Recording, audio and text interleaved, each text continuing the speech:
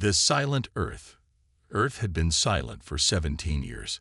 The blue jewel that once teemed with bustling megacities and the constant chatter of 8 billion humans had fallen eerily quiet. Cities lay in ruins, their skyscrapers broken and crumbling, highways overgrown with vegetation, and once crowded streets, empty save for the occasional wild animal that had reclaimed urban spaces. The Raxian Empire, a militant coalition of 3 alien species that had expanded across 12 star systems, considered Earth just another conquered planet in their growing collection. They had attacked without warning, their antimatter weaponry devastating Earth's military installations and major population centers within hours. The human resistance had been brave, but futile against such overwhelming technological superiority. From their monitoring station on Mars, the Raxian garrison commander Zach Snoth looked down at Earth with contempt. A towering figure with iridescent scales and 4 powerful arms, he considered his assignment to this backwater system a punishment. Status report, he demanded of his communications officer. Planetary scan complete. Supreme Commander. No organized human settlements detected. Only scattered radiation signatures from the ruins and minimal heat signatures from surviving fauna. We estimate fewer than 5 million humans remain, all living in primitive conditions. Zaxinoth nodded with satisfaction. The Emperor was right. These humans were nothing special, just another species too weak to join the galactic community. Continue minimal surveillance protocols. But the Raxian scanners, powerful as they were, couldn't penetrate deep enough. 2 miles beneath the Rocky Mountains, in what was once Colorado, lay Sanctuary Alpha, the largest of Earth's 7 underground cities. Here, 30 million humans lived in a vast network of caverns and tunnels, sustained by geothermal energy and advanced hydroponics. In the central command hub, General Elena Reyes studied the holographic display of Earth's surface. At 58, she had been a colonel when the Raxians attacked, and now she carried the weight of humanity's survival on her shoulders. They're getting complacent, she observed to her second-in-command, Colonel Marcus Chen. The orbital scans are becoming more routine, less thorough. Which means our surface camouflage systems are working, Chen replied. But we still can't match their firepower. Reyes's weathered face hardened. Project Phoenix enters final phase next week. If everything goes according to plan, we won't have to fight alone much longer. Project Phoenix was humanity's last desperate gamble. In the final days before Earth's fall, as the Raxian fleet bombarded major cities, a quarter of the planet's remaining military assets and a contingent of 50 million civilians had escaped in stealth ships. Their destination, the Proxima Centauri colony. The plan was simple but audacious. Build up forces away from Raxian detection, develop new weapons using captured alien technology, and return to reclaim Earth. For 17 years, those on Earth had heard nothing from the evacuation fleet. Many had begun to lose hope. Until now. General. A young communications officer burst into the command center, her face flushed with excitement. We're receiving a transmission on the quantum band. The command center fell silent.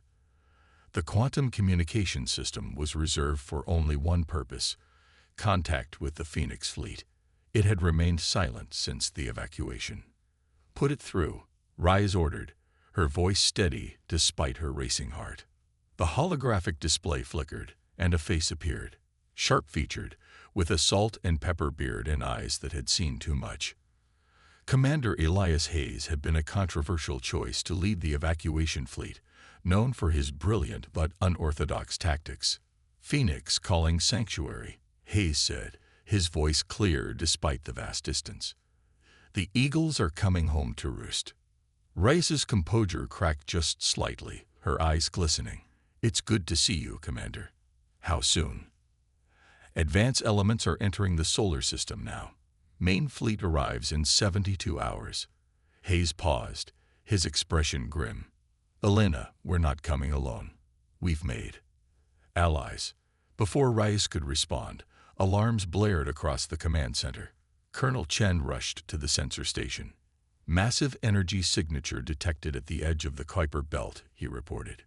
It's unlike anything the Raxians use.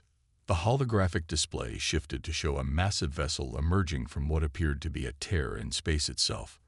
Unlike the angular, utilitarian designs of Raxian ships, this craft was sleek and elegant, its hull gleaming with a bluish-white light.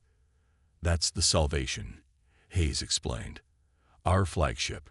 4 kilometers long with firepower that can match 3 Raxian dreadnoughts." Rais stared at the image, her tactical mind already calculating possibilities. How many ships total? 500 combat vessels in the main fleet, plus support craft. "We've been busy, Alina." For the first time in 17 years, genuine hope spread through Sanctuary Alpha's command center. But Colonel Chen's voice cut through the moment of elation. "General, the Raxians have detected the Salvation. Their Mars base is going to high alert."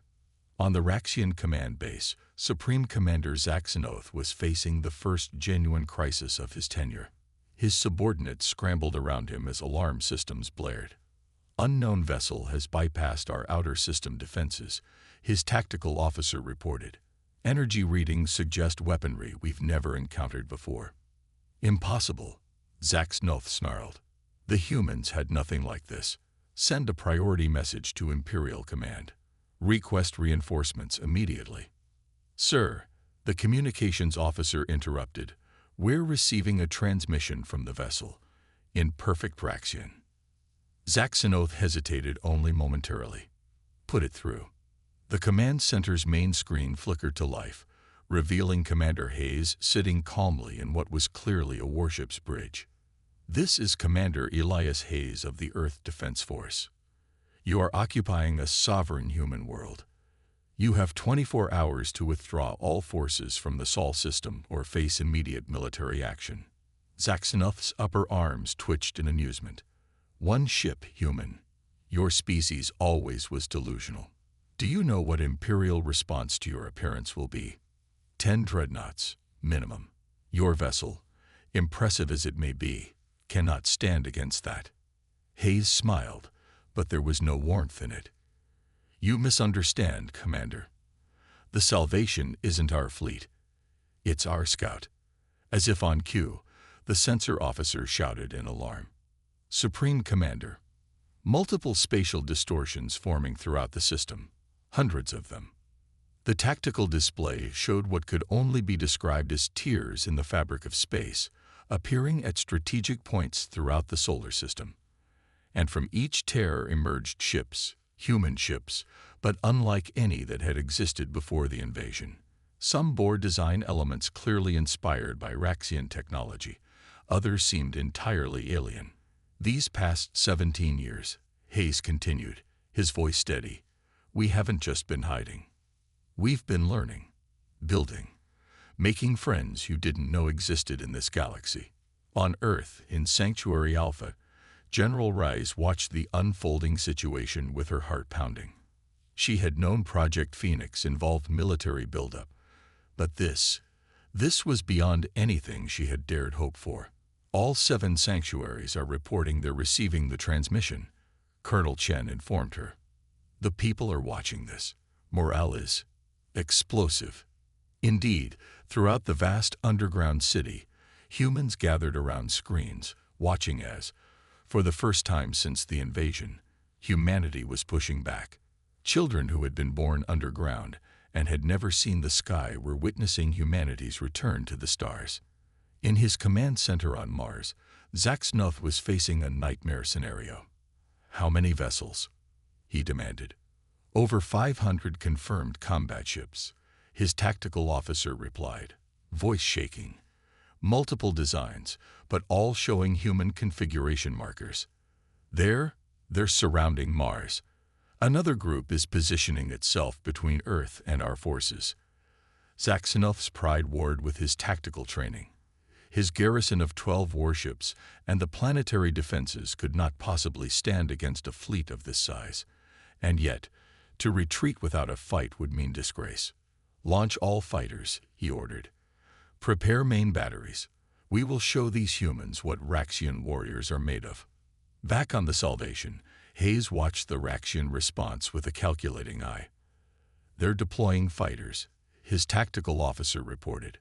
"Preparing weapon systems." Hayes nodded. As expected, Zaxnoth is young and ambitious. He can't surrender without at least a token resistance. He opened a channel to all ships. "Phoenix Fleet, implement Operation Homecoming. Rules of engagement are in effect. Minimal collateral damage to Earth and Mars. Target military assets only." Across the solar system, human ships began to move with precision that spoke of years of drilling and preparation. The vast array of vessels, from nimble fighters to massive dreadnoughts, formed into attack formations. In Sanctuary Alpha, Colonel Chen was monitoring the deployment with growing astonishment. "They're not just attacking randomly," he observed. "Look at these formations. They're isolating the Raxian forces, cutting off their escape vectors one by one." General Rice nodded, her experienced eye recognizing the strategy. "It's Hayes' specialty, the closing net. He's not trying to destroy them outright. He's trying to force a surrender." As they watched, the first exchanges of fire lit up the space around Mars. Raxian fighters, known across the galaxy for their maneuverability, found themselves outpaced by smaller human craft that seemed to predict their every move. When the Raxian capital ships opened fire with their main cannons, strange energy shields on the human vessels absorbed the impacts with minimal effect.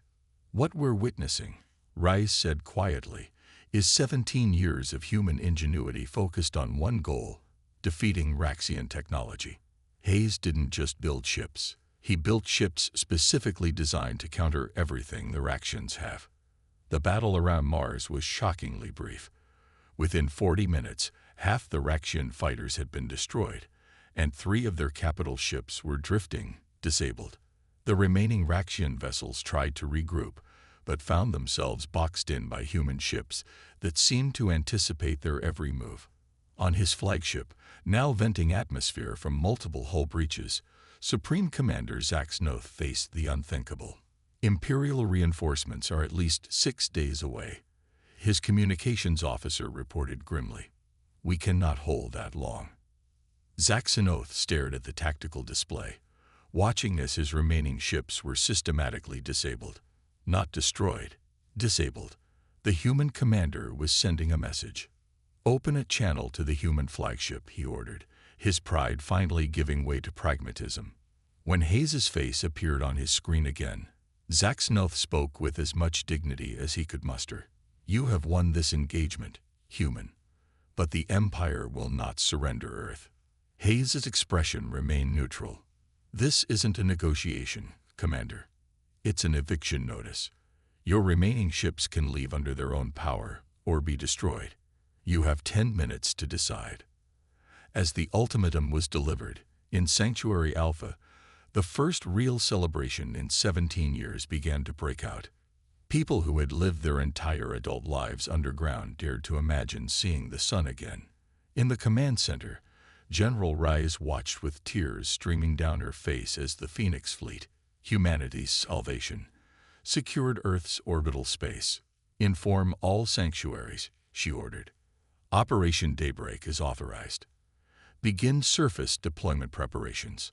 For the first time since the invasion, the massive entrance doors of Sanctuary Alpha began to unlock.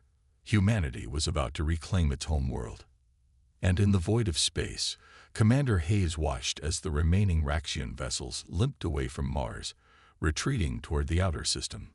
Phase 1 of humanity's return was complete, but he knew the real battle, the one for the future of Earth and humanity's place in the galaxy, was just beginning. The Raxian Empire had dismissed Earth as conquered, its people broken and scattered. They were about to learn just how wrong they had been. The rising tide.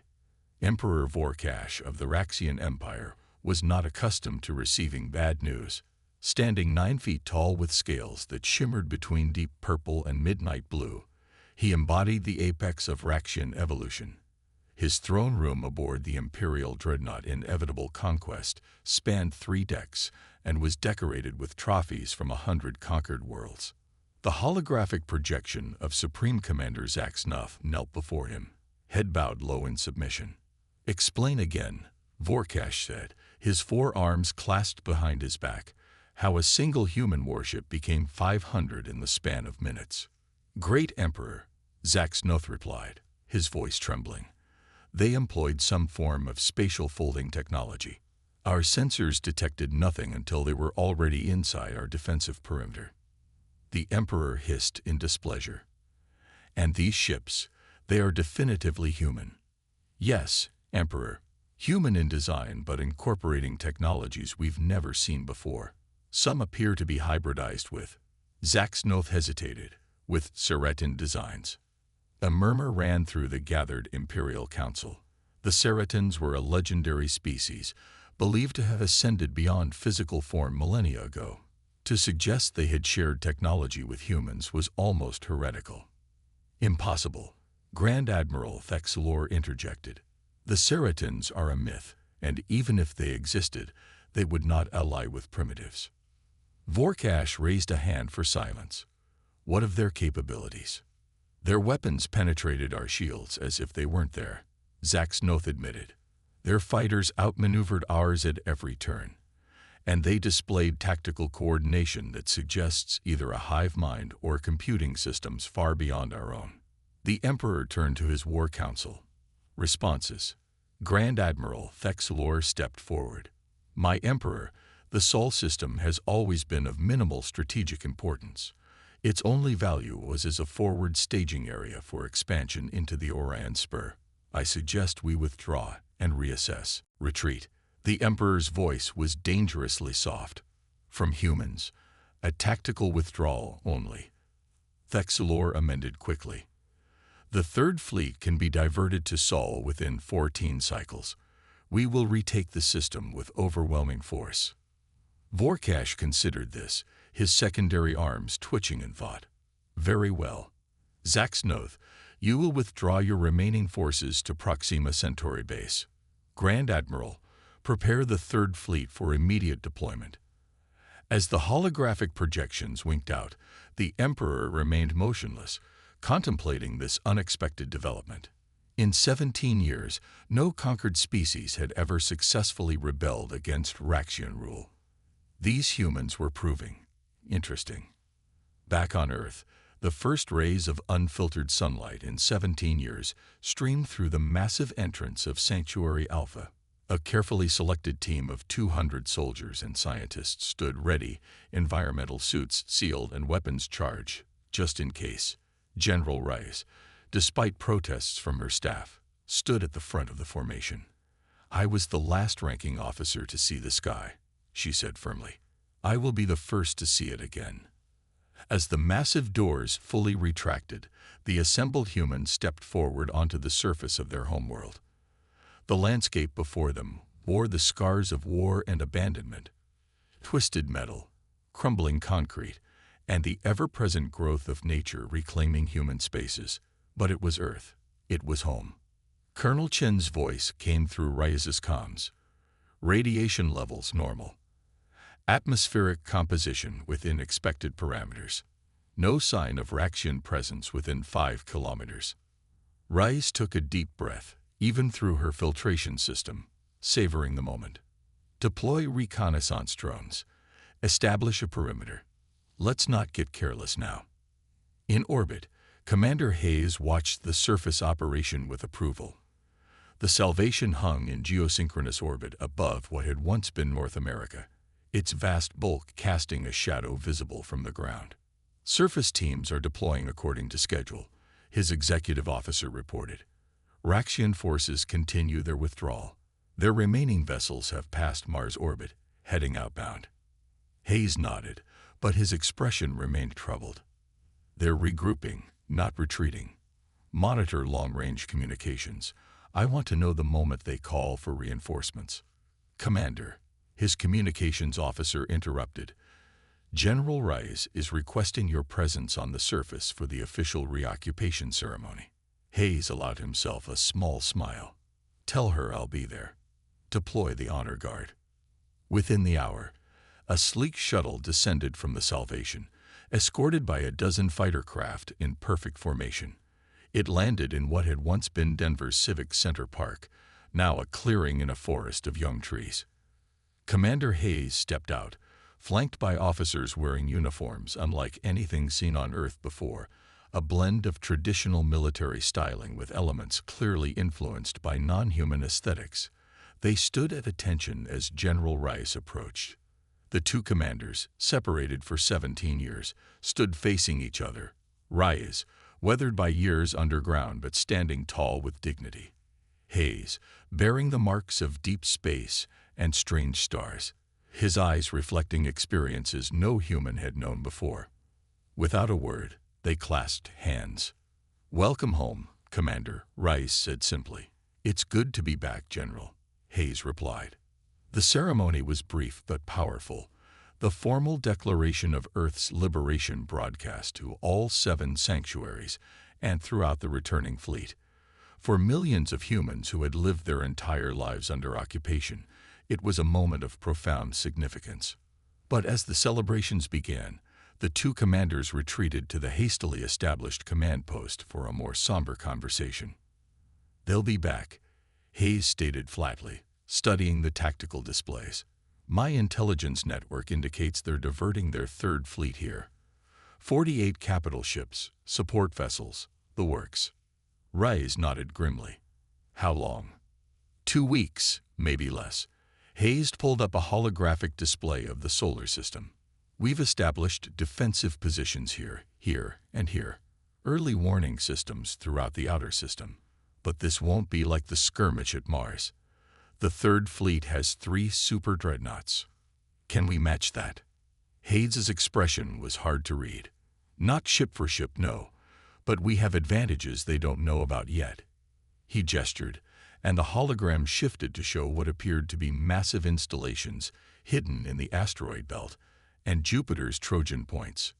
Automated defense platforms. Rice asked. "And more." Hayes manipulated the display to zoom in on one of the structures. "Gravitic minefields, quantum disruptor arrays, and our secret weapon, the void lances." Rice studied the unfamiliar technology with a tactician's eye. "Alien tech. Some of it. Some is pure human innovation. When we arrived at Proxima Centauri, we found something unexpected. The Seraton outpost. The Seratons. I thought they were theoretical." Hayes shook his head. "Very real and very interested in humanity.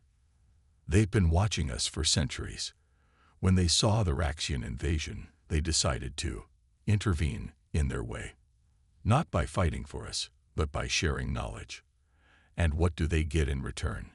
Hayes' expression darkened slightly. "They have their reasons. Let's just say the Raxians have made enemies across this galaxy, and not just among the corporeal species." The discussion of strategy continued long into the night, as Earth's defenders prepared for the true test to come. Throughout the underground cities, humans began carefully emerging onto the surface, reclaiming their world one small step at a time. In space, the Phoenix fleet dispersed into defensive formations throughout the solar system, a web of sensors and weaponry designed to detect and counter the expected Raxian counterattack. 12 days later, they came. The Raxian 3rd Fleet emerged from faster-than-light travel at the edge of the solar system, a massive armada of warships led by 3 super dreadnoughts, each 20 kilometers in length.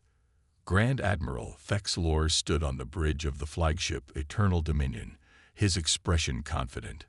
"Status report," he demanded. "All vessels accounted for, Admiral. Weapons and shields at maximum capacity. Human fleet dispersed throughout the system. Appears to be a defensive formation." Fexalor studied the tactical display with satisfaction. "They spread themselves too thin. We will punch through at Saturn and drive straight for Earth. Once we control a homeworld, their resistance will crumble." "Admiral," his sensor officer interrupted, detecting unusual energy signatures in the Saturn orbital plane. "Some form of structures. Defensive emplacements," Thexalor dismissed. "Nothing that can stand against our main batteries. Fleet formation Delta. Prepare to engage at maximum range.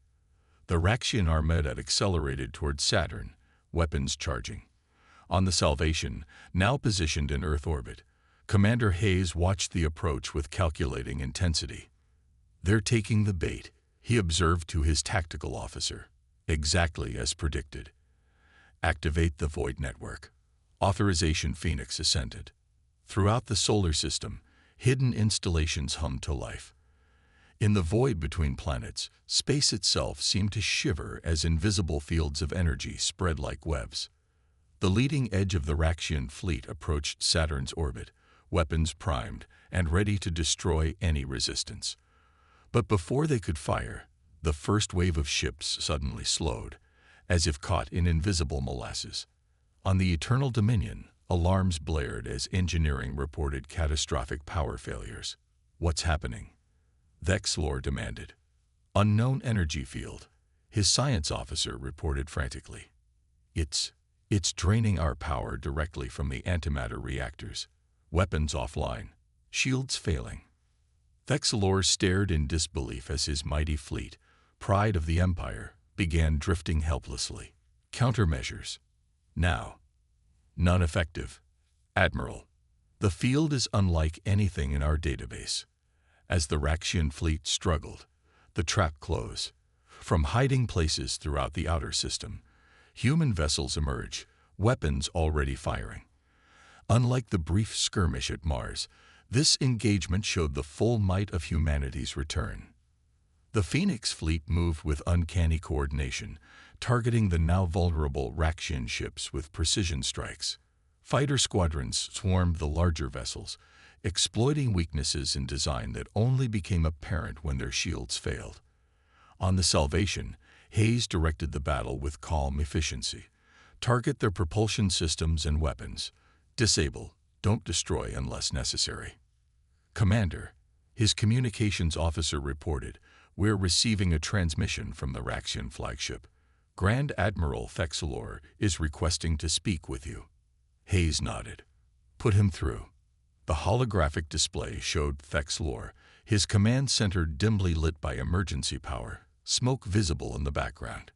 "Human," the Grand Admiral began, his tone formal, "I find myself in an unexpected position." "You mean trapped and outgunned," Hayes replied evenly. Vexlor's scales rippled in what might have been anger or acknowledgement. "Your tactics are impressive. This technology you employ, it is not of human origin. Some is, some isn't. We've made friends while you thought we were extinct." "The Ceretans." It wasn't a question. Hayes simply nodded. Vexlor seemed to come to a decision. "What are your terms?" "Unconditional withdrawal of all Raxian forces from the Sol system. Recognition of Earth and all human colonies as sovereign and off-limits to the Empire.